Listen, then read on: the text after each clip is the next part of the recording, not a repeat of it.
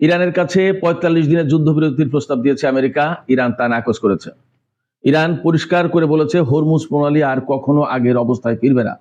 ইরানের পক্ষ থেকে হুঁশিয়ারি উচ্চারণ করে বলা হয়েছে যে মার্কিন প্রেসিডেন্ট ডোনাল্ড ট্রাম্প এই যুদ্ধকে আমেরিকার মূল ভূখণ্ডে টেনে নিয়ে যাওয়ার ঝুঁকি নিচ্ছেন। ইরান, পাকিস্তান এবং তুরস্ককে একথাও বলে দিয়েছে আমেরিকার কোনো মেসেজ যেন তারা আর ইরানকে পৌঁছে না দেয়। এই যুদ্ধবিরতি যুদ্ধবিরতি যুদ্ধবিরতি যুদ্ধবিরতি না করলে হ্যান করবো ত্যান করবো, এই সমস্ত কথা ইরান আর শুনতে চায় না। ইরান পরিষ্কার করে শুনতে চায় তারা চিরদিনের মতো যুদ্ধ বন্ধ করবে কিনা, মধ্যপ্রাচ্য থেকে তাদের ঘাঁটি সরিয়ে নেবে কিনা, এবং ইরানের উপরে যত নিষেধাজ্ঞা আছে তার সমস্ত সবকিছু তুলে নেবে কিনা, ইরানের পরমাণু কর্মসূচি ইরান তার স্বাধীনতা মতো চালাতে পারবে, সেই অবস্থা তৈরি হবে কিনা, এইগুলো শুনতে চাই। এইগুলো যদি না শোনার মতো অবস্থা তৈরি করে আমেরিকা, তাহলে আমেরিকার সাথে ইরানের কোনো আলোচনা নেই। এটা হলো ইরানের মোটামুটি বক্তব্য। অন্যান্য যত জল্পনা কল্পনা সেগুলো জল্পনা কল্পনা হিসেবে থাকবে, ওগুলোর কোনো বাস্তবতা নেই, সেগুলোর কোনো দৃশ্যমান কোনো অবস্থা নেই। কথা পরিষ্কার। মার্কিন প্রেসিডেন্ট ডোনাল্ড ট্রাম্প এর ভেতরে আর এক কাজ করে বসেছেন। তিনি তো আগে ডেডলাইন দিয়েছিলেন সোমবারের মধ্যে যদি ইরান চুক্তি না করে এবং হরমুজ প্রণালী যদি খুলে না দেয়, তাহলে কি হবে? ইরানকে একেবারে প্রস্তর যুগে, পাথরের যুগে পাঠিয়ে দেওয়া হবে। ইরানের জন্য জাহান্নাম খুলে দেওয়া হবে, ইরানের উপর জাহান্নাম ফেলে দেওয়া হবে, ঢেলে দেওয়া হবে। একেবারে ইরানের সমস্ত বেসামরিক অবকাঠামো, বিশেষ করে বিদ্যুৎ ও জ্বালানি অবকাঠামো ধ্বংস করে দিতে হবে সোমবারের ভিতরে। তিনি আরো 20 ঘন্টা সময় বাড়িয়ে মঙ্গলবার রাত 8টা, অর্থাৎ যতদূর বুঝতে পারলাম ইরান সময় বা প্রাচ্য সময়, গ্রিনিচ মিন টাইম 8টা, ইরান সময় 8টা 10টা রাত, এতটুকুই হবে। এই সময়ের ভেতরে যদি ইরান চুক্তি না করে এবং হরমুজ প্রণালী খুলে না দেয়, তাহলে ওই হুমকি বাস্তবায়ন করবে, অর্থাৎ ইরানকে একেবারে ধ্বংস করে দেবে, ইরানকে প্রস্তর যুগে নিয়ে যাবে, পাথরের যুগে নিয়ে যাবে, ইরানের উপরে দোজক একেবারে ঢেলে দেবে, ইত্যাদি ইত্যাদি। ইরান এই বক্তব্য জবাবে একদম পরিষ্কার করে বলেছে হরমুজ প্রণালী আর কখনো আগের অবস্থায় ফিরে যাবে না। আগের অবস্থায় ফিরে যাবে না বলতে কি? আগের অবস্থায় ফিরে যাবে না বলতে অর্থাৎ আগে যখন যে যেমন পারতো সেই তেমন জাহাজ চালিয়ে নিয়ে যেত, জাহাজ বের করে নিয়ে আসতো, যুদ্ধ জাহাজ যেত, সামরিক যেত, বেসামরিক যেত, পণ্যবাহী জাহাজ, বাণিজ্যিক জাহাজ, যা খুশি। ইরান বলছে নো, এটা আর হবে না। কারণ কি? কারণ হচ্ছে যে এই হরমুজ প্রণালী, এই জলসীমাটা ইরান এবং ওমানের, আর কারণ না। এটা আন্তর্জাতিক জলসীমা না। যেহেতু আন্তর্জাতিক জলসীমা না, অতএব এর মালিকানা ইরান এবং ওমানের। এই দুই দেশ ঠিক করবে এখান দিয়ে কাদের জাহাজ যাবে, কাদের জাহাজ যাবে না, কোন ধরনের জাহাজ যাবে, কোন ধরনের জাহাজ যাবে না, কাদেরকে কি সুবিধা দিয়ে এই পথে জাহাজ চলাচল করতে দেওয়া হবে, এটা ইরান এবং ওমান এরা ঠিক করবে। এবং কাদের জাহাজ চলবে না, তাও এই দুই দেশ ঠিক করবে। জাহাজ চলাচল করতে হলে কত টাকা টোল ফি দিতে হবে, কত টাকা দিতে হবে না, কোন মুদ্রায় দিতে হবে, সমস্ত সবকিছু তারা সিদ্ধান্ত নেবে। হরমুজ প্রণালী আগের অবস্থায় ফিরে যাবে না, তার মানে হচ্ছে এইগুলো হচ্ছে তার মানে। আমেরিকার জন্য মেসেজ একদম ক্লিয়ার ফ্রম ইরান। মার্কিন প্রেসিডেন্ট ডোনাল্ড ট্রাম্প যে বারবার হুমকি দিচ্ছেন যে ইরানের ভূখণ্ড একদম তামা করে দেবে, প্রস্তর যুগে পাঠিয়ে দেবে, দোজক নাজিল করবে ইরানের উপরে, তার বেসামরিক সমস্ত অবকাঠামো ধ্বংস করে দেবে, এর জবাবে ইরানের একটা সামরিক সূত্র বলেছে যে প্রেসিডেন্ট ডোনাল্ড ট্রাম্প আমেরিকার মূল ভূখণ্ডে এই যুদ্ধকে টেনে নিয়ে যাওয়ার ঝুঁকি নিচ্ছেন। এর মানে কিন্তু অনেক গভীরে। কথাটা সাধারণ মনে হচ্ছে, কিন্তু এর অর্থ অনেক গভীরে। কেন গভীরে? ছোট্ট করে একটু বিশ্লেষণ করি। গভীরে বলছি এই কারণে যে আমেরিকা যদি ইরানের উপরে এইভাবে হামলা চালায়, তাহলে ইরানও আমেরিকার উপরে সরাসরি আমেরিকার ভূখণ্ডে হামলা চালাবে। এর মানে দাঁড়াচ্ছে তার মানে কি? তার মানে হচ্ছে ইরান থেকে আমেরিকার উপর হামলা চালাতে হলে ক্ষেপণাস্ত্র লাগবে, অন্তত 10 থেকে 12,000 কিলোমিটার পাল্লার ক্ষেপণাস্ত্র লাগবে। তো ইরান যখন এই হুমকি দেয়, সে তো ফাফরবাজি করবে না। ওই হুমকি বাস্তবায়নের জন্য তার কাছে মাল ম্যাটেরিয়াল লাগবে। তো সেই মাল ম্যাটেরিয়ালটা কি? সেই মাল ম্যাটেরিয়ালটা নিশ্চিতভাবে জানুন ক্ষেপণাস্ত্র। সেই ক্ষেপণাস্ত্র কি? আমি প্রথম দিকের কয়েকটা ভিডিওতে বলেছিলাম যে ইরান সম্প্রতি তার 10,000 বা 12,000 কিলোমিটার পাল্লার আন্তঃমহাদেশীয় ক্ষেপণাস্ত্র, ইন্টারকন্টিনেন্টাল ব্যালিস্টিক মিসাইল বা আন্তঃমহাদেশীয় ব্যালিস্টিক ক্ষেপণাস্ত্র পরীক্ষা করেছে। সেই ক্ষেপণাস্ত্র পরীক্ষা করেছিল ইরান থেকে সাইবেরিয়া উপসাগরে রাশিয়ার অনুমতি নিয়ে, এবং রাশিয়া তখনই ইরানকে অনুমতি দিয়েছিল যখন এই ক্ষেপণাস্ত্রের টোটাল টেকনোলজি সম্পর্কে রাশিয়া শিওর হয়েছিল যে ইয়েস ইটস ওকে, এই ক্ষেপণাস্ত্র ইরান থেকে ছুড়লে সাইবেরিয়া উপসাগর পর্যন্ত গিয়ে পড়বে এর মাঝখানে রাশিয়ার ভূখণ্ডে পড়বে না, কারণ বিশাল ক্ষেপণাস্ত্র। তো আন্তঃমহাদেশীয় ক্ষেপণাস্ত্র মানে তো শত শত টন ওজন, বা 20 টন, 50 টন, 100 টন, যাই হোক, এটা তো অনেক বড় ব্যাপার। এই বড় ক্ষেপণাস্ত্র রাশিয়ার ভূখণ্ডে কোথায় কোন সময় যদি পড়ে যায়, তাহলে কার কি ক্ষয়ক্ষতি হবে তার তো কোনো ঠিক ঠিকানা নেই, এক বিপদ। এবং রাশিয়ার উপর চাপ আসবে আন্তর্জাতিক অঙ্গন থেকে, যে ইরানকে তোমরা কেন এই ক্ষেপণাস্ত্র পরীক্ষা করতে দিয়েছো। এবং রাশিয়ার জনগণেরও চাপ আসবে পুতিনের উপরে। যখন ইরানের এই ক্ষেপণাস্ত্র প্রযুক্তি সম্পর্কে নিশ্চিত হয়েছে, তখন শুধুমাত্র রুশ প্রশাসন, অর্থাৎ প্রেসিডেন্ট ভ্লাদিমির পুতিনের প্রশাসন ইরানকে এই ক্ষেপণাস্ত্র সাইবেরিয়া উপসাগরে পরীক্ষা চালানোর অনুমতি দিয়েছে। তার মানে দাঁড়াচ্ছে যে ইরানের কাছে আমেরিকায় হামলা করার মতো ক্ষেপণাস্ত্র আছে। আপনারা কিছুদিন আগে একটা খবর শুনেছিলেন, আমরা বলেছিলাম যে ইরান থেকে দিয়াগো গার্সিয়া দ্বীপে, ভারত মহাসাগরে, এখানে নাকি ক্ষেপণাস্ত্র হামলা চালানো হয়েছিল। দুটো ক্ষেপণাস্ত্র মেরেছিল, একটা মাঝপথে পড়ে গিয়েছিল আর একটা ভূপাতিত ছিল। খবরগুলো এইভাবে এসেছিল, আসলে বাস্তবতা কি তা তো পরিষ্কার না, তারপরেও বলি। তো সেই সময় ইরানের পক্ষ থেকে অস্বীকার করা হয়েছে, নানা রকমের এই নিয়ে বেশ লুকোচুরি একটা ভাব ছিল, ওটা ওই পর্যায়ে গেছে। সে সময় প্রশ্ন এসেছিল এবং পশ্চিমা গণমাধ্যমে আলোচনা হয়েছিল যে ইরানের হাতে 4000 পাল্লার কিলোমিটার আছে, কারণ ইরান থেকে আপনার দিয়াগো গার্সিয়া 3600-3700 বা 4000 কিলোমিটার দূরের পথ। এই 4000 কিলোমিটার পাল্লার ক্ষেপণাস্ত্র থাকা মানে ইরানের হাতে আছে আন্তঃমহাদেশীয়, অর্থাৎ ইন্টারকন্টিনেন্টাল ব্যালিস্টিক মিসাইল, ICBM। যদি তাই থাকে তাহলে ইরানকে সাধারণ কোনো শক্তি হিসেবে গণ্য করার কোনো অর্থ নেই, সুযোগ নেই। আজকে যে হুমকিটা ইরানের সামরিক একটা সূত্র থেকে দেওয়া হয়েছে, এই হুমকি যদি কার্যত সত্যি হয়ে থাকে, তাহলে বুঝতে হবে যে ইরান সত্যি রাশিয়ায় আন্তঃমহাদেশীয় ক্ষেপণাস্ত্র পরীক্ষা করেছে, যার পাল্লা 10 থেকে অন্তত 12,000 কিলোমিটার, কারণ ইরান থেকে আমেরিকার দূরত্ব 10 থেকে 12,000 কিলোমিটার। এবং ইরান আমেরিকায় এই যুদ্ধ ছুড়ে দিতে সক্ষম। যদি ব্যাপারটা তা হয়, তাহলে কিন্তু ডোনাল্ড ট্রাম্পের খবর আছে। আমেরিকার জনগণ কোনোদিন যুদ্ধ দেখে অভ্যস্ত না নিজ ভূখণ্ডে। আমেরিকা সারা বিশ্বে যুদ্ধ বিমান আর যুদ্ধ জাহাজের মাধ্যমে যুদ্ধ ছড়িয়ে দিয়েছে, যুদ্ধ কেটে নিয়ে গেছে, কিন্তু আমেরিকার মূল ভূখণ্ড সবসময় সেফ থেকেছে। এইবার যদি ইরানের সাথে বাড়াবাড়ির পর্যায়ে চলে যায় আরো, এবং ইরান যদি সত্যি ক্ষেপণাস্ত্র মারা শুরু করে, তাহলে মার্কিন জনগণ এইটা মানবে না, 2 দিনেই ডোনাল্ড ট্রাম্পের গদি থেকে নামিয়ে দেবে। এখন জানি না আসলে পরিস্থিতি কোন দিকে যাচ্ছে, তবে আমি ধারণা করছি ইরানের হুমকিটা একেবারে নিছক কোনো হুমকি না, এর বাস্তবতা আছে। সুপ্রিয় দর্শক, সর্বশেষ আমি যে কথা মূল পয়েন্ট যেটা বলেছিলাম সেটা নিয়ে একটু আলোচনা করি, তারপরে শেষ করব। এটা আমি আজকের আলোচনার মূল পয়েন্ট বলে মনে করছি। সেটা হচ্ছে, গতকাল আমরা যে খবর নিয়ে খুব হুলস্থুল করেছি, সবাই খুব ব্যতিব্যস্ত ছিলাম, সেটা হচ্ছে ইরানের ইস্পাহানে যে পাইলট উদ্ধার অভিযানের নামে যে ঘটনা ঘটানো হয়েছে। ডোনাল্ড ট্রাম্প দাবি করেছেন পাইলট উদ্ধার করা হয়েছে এবং সেখানে অনেকগুলো বিমান ধ্বংস হয়েছে, হেলিকপ্টার ধ্বংস হয়েছে, অনেক ঘটনা। কিন্তু বাস্তবে পাইলট নাটকের, পাইলট উদ্ধারের ঘটনা কিন্তু নয়। এটা একটা মিডিয়ার নাটক সাজানো পশ্চিমা গণমাধ্যমের এবং মার্কিন প্রশাসনের। বাস্তবতা কিন্তু ভিন্ন। বাস্তবতাটা কি, আসল ঘটনা কি, সেটা আমি বলছি। আমরা সবাই জানতাম যে মার্কিন বিমান বিধ্বস্ত হয়েছে খুজেস্তান প্রদেশে। খুজেস্তান প্রদেশের রাজধানী হচ্ছে আহওয়াজ। এটা অনেকটা ইরাক সীমান্তের কাছে। ইরাক সীমান্তের কাছে এই খুজেস্তান প্রদেশের অবস্থান। তেহরান থেকে দক্ষিণ পশ্চিম দিকে, তেহরান থেকে খুজেস্তান প্রদেশ হচ্ছে দক্ষিণ পশ্চিম দিকে বা পশ্চিম দিকে, আর ইস্পাহান হচ্ছে তেহরান থেকে দক্ষিণ পূর্ব দিকে, জাস্ট অনেকটা বিপরীত দিকে বলা যায়। এবং ইস্পাহান প্রদেশ থেকে খুজেস্তানে যেতে বা এই দুই প্রদেশের দূরত্ব হচ্ছে রাজধানী টু রাজধানী বিমানে 320 কিলোমিটার, আর সড়ক পথে 518 থেকে 520 কিলোমিটার। সড়ক পথে 100 কিলোমিটার গতিতে যদি আপনি ইস্পাহান থেকে খুজেস্তান প্রদেশের রাজধানীতে যেতে চান, তাহলে অন্তত 6 থেকে 8 ঘন্টা লাগবে। তো আমি জানি প্রথম দিন থেকে যে খুজেস্তান প্রদেশে বিমান বিধ্বস্তের ঘটনা ঘটেছে, পাইলট উদ্ধারের ঘটনাও সেখানেই ঘটবে, এবং গতকালকে কিন্তু আমি খুজেস্তান এটাই বলেছি, ইস্পাহান আমি আনিনি। তবে রাতে আমি অনেকটা কনফিউজ হয়ে গেলাম যে খুজেস্তান না ইস্পাহান, ইস্পাহান না খুজেস্তান, ঘটনাটা কি। সকালে আমি বিষয়টা আরো ক্লিয়ার হলাম। মূল ঘটনা কি সেটা জানলে আপনারা ক্লিয়ার হতে পারবেন। মূল ঘটনা হলো, আমেরিকা পাইলট উদ্ধার করতে আসেনি, এসেছিল একটা বড় মিশন নিয়ে।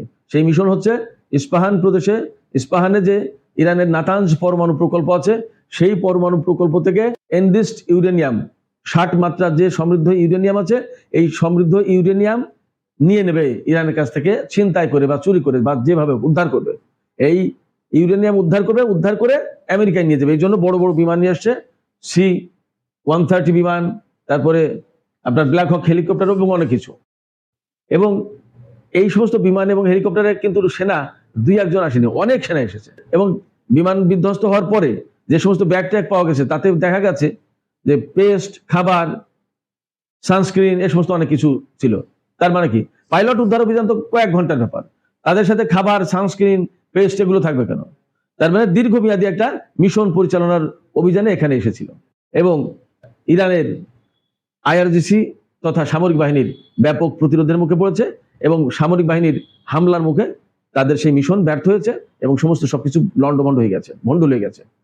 এবং বলা হচ্ছে যে 2টো ব্ল্যাক হক হেলিকপ্টার আর 2টো C-130 বিমান ধ্বংস হয়েছে। আসলে ধ্বংসযজ্ঞের যে ফুটেজ দেখলাম তাতে তো অনেক কিছু মনে হয়, আরো বেশি কিছু। তাতে একথা পরিষ্কার হয়ে যাচ্ছে যে আমেরিকা এনরিচড ইউরেনিয়াম ইরান থেকে ছিনতাই করে নেওয়ার যে মিশন পরিচালনা করতে এসেছিল, সেই মিশন আপাতত ব্যর্থ হয়েছে। এবং আমি মোটামুটি নিশ্চিত যে এই মিশনে আমেরিকার অনেক সেনা হতাহত হয়েছে, মেবি অনেকে আটক হতে পারে। ইরানের পক্ষ থেকে কিন্তু বলা হয়েছে এই রিলেটেড আরো কি কি ঘটনা আছে কিছু সময়ের ভেতরে সব প্রকাশ করা হবে। আমরা অপেক্ষা করি আসলে কি ঘটতে যাচ্ছে, দেখি। আগামীকাল মঙ্গলবার ইরানের জন্য শেষ দিন। পুরো ইরানকে ধ্বংস করে দিবে, নিঃশেষ করে দিবে, মাটিতে মিশিয়ে দিবে যুক্তরাষ্ট্র তথা ডোনাল্ড ট্রাম্প এবং তার যে জারজ সন্তান ইসরায়েল।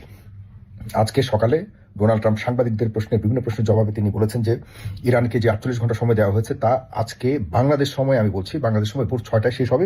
এরপর আগামীকাল মঙ্গলবার যে কোনো সময় ইরানের উপরে নেমে আসতে পারে সেই নরক। মানে হলো ইরানকে ইচ্ছে করলে, তিনি বলেছেন ইচ্ছে করলে পুরো ইরানকে একদম শেষ করে দিতে পারেন। তবে কতটুকু শেষ করবেন তিনি বলেননি, তিনি বলেছেন আগামীকালই সেটি দেখবে ইরান এবং বিশ্ববাসী। প্রিয় বন্ধুরা, আপনারা জানেন প্রায় 1.5 মাস ধরে এই চলমান যুদ্ধের প্রতিটি মুহূর্তকে আপনাদের সামনে তুলে ধরবার চেষ্টা করেছি। আমার একজন নাগরিক হিসেবে, সচেতন নাগরিক হিসেবে বিশ্বের চেষ্টা করেছি। আজকে হয়তো এই ভিডিওটি আমি যেটি করছি এটি হয়তো ইরানের জন্য বা এই যুদ্ধের জন্য শেষ ভিডিও হতে পারে। বাকিটা আল্লাহ তাআলা কিভাবে লিখে রেখেছেন আমাদের এই দুনিয়ার জন্য, ইরানিদের জন্য, মুসলিমদের জন্য, আমার আপনার জন্য, আমাদের সন্তানদের জন্য এই পৃথিবী কেমন হবে আগামীকাল হয়তো চূড়ান্তভাবে নির্ধারিত হবে। আপনারা যে যেখানে আছেন অবশ্যই আপনাদের দোয়া এই কারণেই, কারণ হলো যদি নিউক্লিয়ার ওয়েপন ইউজ করে, আমি মনে করি সেই সাহস যুক্তরাষ্ট্রের হবে না। যদি ইউজ করে তাহলে ভয়ঙ্কর একটা ধ্বংসযজ্ঞ পুরো মধ্যপ্রাচ্য জুড়ে হবে। শুধুমাত্র ইরান নয়, মধ্যপ্রাচ্যের আশপাশে, ইরানের আশপাশে মধ্যপ্রাচ্যের বিভিন্ন উপসাগরীয় যে দেশগুলি আছে সেখানেও কিন্তু এর তেজস্ক্রিয়তা ভয়ঙ্করভাবে ছড়াবে। এর থেকে কেউই মুক্ত থাকবে না। ওইখানকার যারা শাসক শ্রেণী রয়েছেন তারা হয়তো সেফ জোনে চলে যাবেন, তাদের যে বিভিন্ন বাংকার আছে তাদের নিজেদের লুকিয়ে রাখবার জন্য সেখানে চলে যাবে হয়তো। কিন্তু ওইসব দেশে যারা বসবাস করছেন প্রবাসীরা, তারা অবশ্যই আজকে রাতে নিজেদের অবস্থানকে একটু নিরাপদ রাখবার চেষ্টা করবেন, খবর রাখবার চেষ্টা করবেন। আপনাদের প্রতি অনেক অনেক শুভকামনা রইল। পাশাপাশি যুক্তরাষ্ট্রের প্রেসিডেন্ট ডোনাল্ড ট্রাম্প যেসব কথা বলেছে, আমার শেষ পর্যন্ত ভিডিওটা দেখেন। আমি আরো কিছু কথা বলবো, একটু লম্বা হতে পারে, তবে আপনাদের কাছে অনুরোধ করবো ভিডিওটা দেখে আপনারা শেয়ার করবেন এবং আপনাদের এই সচেতনতার বোধ থেকে যে দোয়া আসবে ন্যাচারালি, সেটি হয়তো এই পৃথিবীর শান্তির জন্য কাজে আসতে পারে। ডোনাল্ড ট্রাম্প এই এত দুঃখ প্রকাশ করার পরেও তার ভিতরে যে হতাশা, সে যে বিজয় লাভ করেনি, সে যে হেরে গেছে এই যুদ্ধে, তার আজকের কথাতে কিছু প্রমাণ বের হয়ে। সে বলেছে যে ইরানের কুর্দিদের কাছে, ইরানের কিছু জনগোষ্ঠীর, সশস্ত্র জনগোষ্ঠীর কাছে তিনি অস্ত্র পাঠিয়েছিলেন। সেই অস্ত্রগুলি তারা আর এসব খবর দেয়নি, ডোনাল্ড ট্রাম্পের সাথে যোগাযোগ করেনি। তার মানে হলো কুর্দিদের কাছে যে প্রস্তাবনা পাঠিয়েছিল যে যুক্তরাষ্ট্রের পক্ষ হয়ে কুর্দিরা যেন ইরানের বিপক্ষে স্থল যুদ্ধে যায়, সেখানে তারা অস্ত্রগুলি নিয়ে আর যুক্তরাষ্ট্রের সাথে যোগাযোগ করেনি। এক কথা বলা যায় যে এই অস্ত্র মেরে দিয়েছে। তো সেখানে পরাজয় বরণ করতে হয়েছে ডোনাল্ড ট্রাম্পের। অন্যদিকে পাকিস্তানের যে প্রস্তাবনা দিয়েছে ইরানের কাছে, সেই প্রস্তাবনার বিপরীতে পাকিস্তান সরাসরি বলেছে আমরা কোনো ধরনের যুদ্ধ বিরতি যেটাকে বলে, সিজফায়ার যেটাকে বলে, সেটি মানি না। আমরা সম্পূর্ণভাবে একদম স্থায়ী যুদ্ধ বন্ধে আলোচনা করব এবং অবশ্যই স্ট্রেইট অফ হরমুজ প্রণালী এটি আমাদের নিজেদের নিয়ন্ত্রণে থাকবে এবং অবশ্যই নাকে খত দিয়ে ক্ষমা চাইতে হবে যে আর কখনো কোনো সময়ে যেন ইরানের উপরে হামলা করতে না পারে, এই ধরনের কিছু শর্ত পাল্টা যেগুলি দিয়েছে ইরান, সেখানেই যদি আসে তবেই যুদ্ধ নিয়ে বা এই সংক্রান্ত আলোচনায় বসতে রাজি আছে ইরান। আজকে একটু আগে সরাসরি যুদ্ধবিরতির যে প্রস্তাবনা দিয়েছে যুক্তরাষ্ট্র, সেটিকে ডিক্লাইন করেছে, প্রত্যাখ্যান করেছে। এত কিছুর পরেও আগামী কয়েক ঘন্টা পর কিন্তু যুক্তরাষ্ট্র হুমকি দিয়েছে, যদি 48 ঘন্টার মধ্যে মানা না হয় তাহলে সেখানকার যে ব্রিজ আছে, কালভার্ট আছে, স্কুল কলেজ থেকে শুরু করে যত স্থাপনা আছে গুরুত্বপূর্ণ সবগুলিকে ধ্বংস করে দিবে। এত তো সত্ত্বেও ইরান ডিক্লাইন করেছে সরাসরি।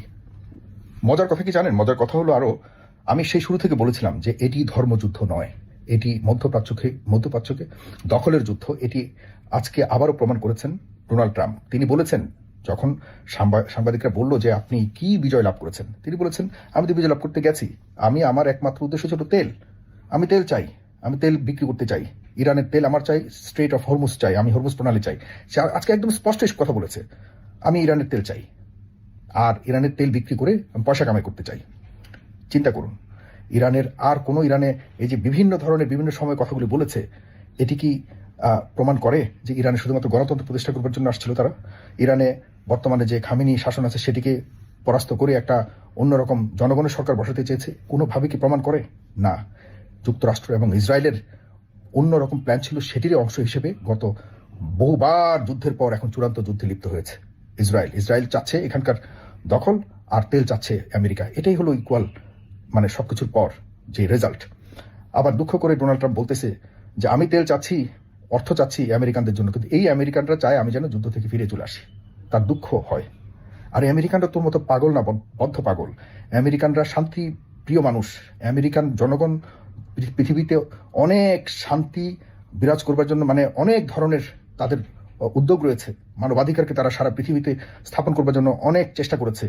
অনেক এনজিওর মাধ্যমে সারা পৃথিবীতে শান্তি প্রতিষ্ঠার জন্য আমেরিকান মানে প্রাইভেট অনেক কোম্পানি থেকে শুরু করে ইন্ডিভিজুয়াল যারা ব্যক্তিগতভাবে সারা বিশ্বের বিভিন্ন দেশে তারা শান্তির বার্তা নিয়ে গিয়ে এবং শান্তির জন্য তারা অর্থ বিলি করেছে। আর তোমার মতো বদ্ধ পাগল ডোনাল্ড ট্রাম্প সারা বিশ্বকে অশান্ত করে তুলেছ।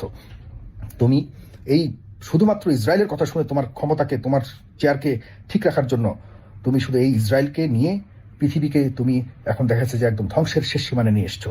এটার জন্য অবশ্যই এই ইরানই হবে সাম্রাজ্যবাদের পতনের শেষ প্যারেক। আপনারা মাথায় রাখবেন, যদি ইরান কালকে এই ধ্বংসযজ্ঞ থেকে যদি মানে উঠে আসতে পারে, তাহলে অবশ্যই নতুন এক পৃথিবীকে আমরা দেখতে পাবো। হয়তো ইরানই এই নতুন পৃথিবীর জনক হবে। ইরানকে নিয়ে আপনার ধর্ম নিয়ে কিছু কিছু কথা বলেন। দেখুন, আমাকে একটা কথা বলুন তো, যারা এখানে লিখছেন, আমার এই ভিডিওটা তারা দেখছেন, একটা বার ডোনাল্ড ট্রাম্প বা এই ইসরায়েলের শয়তানটা যেটা রয়েছে নেতানিয়াহু বা কোনো এই দুই পক্ষের কোনো প্রতিনিধি কি আজ পর্যন্ত বলেছে যে আমরা ইরানের শিয়াদেরকে মারতে চাই, আমরা কারণ শিয়ারা মুসলিমদের সাথে অন্যায় করেছে সেজন্য আমরা মারতে চাই? একটা বার লিখুন তো আপনারা যারা দেখছেন, কখনো শুনেছেন যে ইরানের ধর্মীয় কারণে আমরা তাদের উপর অত্যাচার করছি? কোনোভাবেই না। আজকে সেটি প্রমাণ করে দিয়েছে যে এই অঞ্চলের তেল হলো তাদের প্রধান টার্গেট, যেটি বহু বছর ধরে উপসাগরীয় অঞ্চলকে তারা এই তেলের জন্য ক্যাপচার করে রেখেছে। আর এই বোকারা তো বোঝে নাই, যেগুলি অন্য দেশের উপসাগরীয় রাজা বাদশারা আছে, এরা তো বোঝে না, এরা তো দিয়ে রেখেছে। এদের লোকজনকে আরামায়েশ করবার জন্য জীবন দিচ্ছে, তোমরা ডলার খাও আর ঘুমাও, আর আমরা যারা শাসক আছি আমরা শুধুমাত্র তোমাদের শাসন করে যাব। আর কি সম্পদ আছে এই দেশে তোমরা জানতে চেয়েও না, জানতে চাইলে তোমাদের কল্লা যাবে। এই তো মানে এই দেশের শাসকদের সিস্টেম দেশ পরিচালনার জন্য। আমরা যারা একটু বুঝে শুনে কথা বলতে চেয়েছে তাদেরকে শেষ করে দেওয়া হয়েছে। এই বিষয়টি ইরান বুঝতে পারে, কারণ তারা হাজার হাজার বছর ধরে তারা জানে যে কিভাবে নিজেদের মানে অধিকারকে সমুন্নত রাখা যায়, নিজের দেশকে কিভাবে সার্বভৌমত্ব রক্ষা করে সামনে এগিয়ে যাওয়া যায়। এত নিষেধাজ্ঞার পরেও এই জাতিটি কলাপস করেনি। নিজেদেরকে ঠিক রাখবার জন্য, অর্থনীতিকে ঠিক রাখবার জন্য সর্বোচ্চ চেষ্টা করেছে। ইভেন একদম পুরোপুরি অত্যাধুনিক অস্ত্র বানিয়ে নিজেদেরকে নিরাপদ রাখবার জন্য পর্যন্ত প্রস্তুত করেছে বলেই কিন্তু আজকে পৃথিবীর সবচেয়ে শক্তিধর দেশগুলির সাথে যুদ্ধ করে এখনো পর্যন্ত টিকে আছে। কালকে ইরান যদি ধ্বংস হয়, এটাকে পরাজয় বলা কোনোভাবেই যাবে না। আপনার একমত কিনা বলবেন। আজও পর্যন্ত, এখনো পর্যন্ত ইরান একটু আগে সরাসরি ডিক্লাইন করেছে। খামেনি কিন্তু বলে গেছে একটা কথা, খামেনি বলেছে যে আমি আল্লাহর উপরে ভরসা করে, এবং আইআরজিসি শেষ পর্যন্ত বলেছে আমরা আল্লাহর উপরে ভরসা করে আমরা মোকাবেলা করব, আমরা কারো কাছে মাথা নত করব না, মাথা নোয়াবো না। আর বলেছে যে এই যুদ্ধ আর কোনো খামেনির কাছে বা রাজনৈতিক নেতার কাছে নাই, এই যুদ্ধ চলে গেছে এই ইরান দেশের যত যুবকরা রয়েছে, যারা এখন মানে জেনজি রয়েছে, তাদের হাতে চলে গেছে এই যুদ্ধের দায়িত্ব। তারা বাঁচাবে এই দেশকে, এই কথা স্পষ্টভাবে বলেছে। সুতরাং এখনো পর্যন্ত সেটি তারা প্রমাণ করে যাচ্ছে। এবং আমি মনে করি যে ইরান যদি ঠিকই এই যুদ্ধে বিজয় লাভ করে সারা পৃথিবীর শাসন এবং সারা পৃথিবীর যে মাসেল পাওয়ার, সেটির পুরো অঙ্কটাই বদলে যাবে, একদম অঙ্ক পুরো বদলে যাবে। কালকে হয়তো সাম্রাজ্যবাদের সম্পূর্ণভাবে দাফন কাফন হবে, না হয় এই মধ্যপ্রাচ্য সম্পূর্ণভাবে এই ইসরায়েল এবং